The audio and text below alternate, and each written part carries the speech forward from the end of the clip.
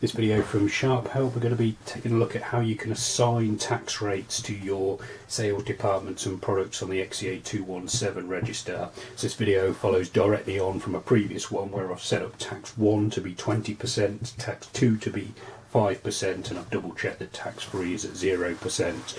So now I've got my tax rates programmed. I now need to make sure that I've got my departments and then products having those taxes applied. So we go into the program mode by pressing mode 6 TLNS into setting, and then we don't have to go back into the tax programming now. We're simply going into article, and then first of all we're looking at departments, because it's departments that control the tax settings. You can't assign a tax rate to an individual PLU.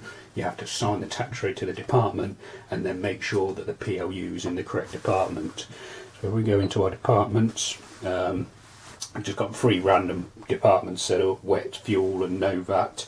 So I'm going to use these 3 just to demonstrate how you do it. So if we go to the wet department, tax 1 is set to yes, which is correct, because I'm going to have this as my 20% tax rate, and I've already set up tax 1 at 20%.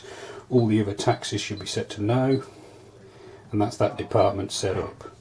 And then look in the fuel department, I'm going to have this set to tax rate 2 at 5%.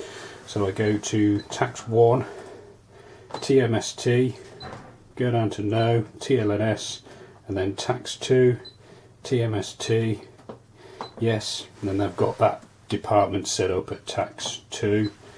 Check all the others are at 0 or no, TLNS to save it, and then I've got my no VAT departments on this one. It looks like I've already done it. I've turned everything to no. I mean, I could technically, if I'm being correct, I should probably set tax free, which is at 0, to be yes, and then that's saved that.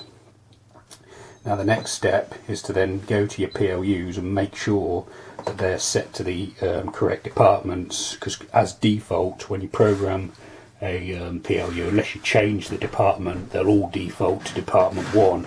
So unless I've changed any of these, all the products are going to be charging, will be inclusive of VAT at 20%. So I need to go in and double check that. So my premium ale one is correct. I want that at department code 1, so that tax is correct. But if I've got a product, it's fine. I think I've got a bread product on there, for example.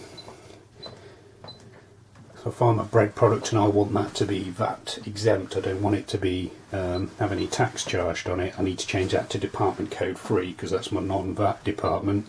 So press 3, TLNS to save it, and then let's pick another one, go back up to the top,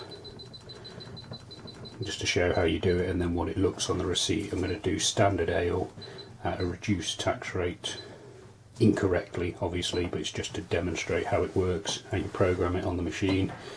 Escape cancel to come out of it. Now if I sell these 3 products, I'm expecting to see a VAT calculation or a tax calculation. So it was premium ale, standard ale, and my bread button, which I think was here. Yep, I'll subtotal that, cash that off, and take a look at the receipt that's printed out. So I've got my products at their prices, which is correct: £3, £3 and £1. And then if I look down, I've got a taxable amount. Tax 1 subtotal is £3, because that is my premium ale product, and that's got 50p of that is the VAT, because it's 20%, so it's £2.50 plus 20% gives me my 50p and then my £3. So that's my nettable amount of tax 1. Tax 2 subtotal is £3, which is correct, because that's £2.86 net plus my 14p, and then it doesn't show the bread product on there because there's no VAT on it. That's not shown on there. I think you can go into the settings, and if you can, I'll put a video on showing you how to get that to appear on the receipt, but there's no tax on it, so it's not necessarily necessary. When you've done your tax settings correctly, obviously you've got to double check all your products are assigned to the correct tax rate, and also you'll get all the information appear on your end of day Z report. So if we do a quick Z report now, resetting,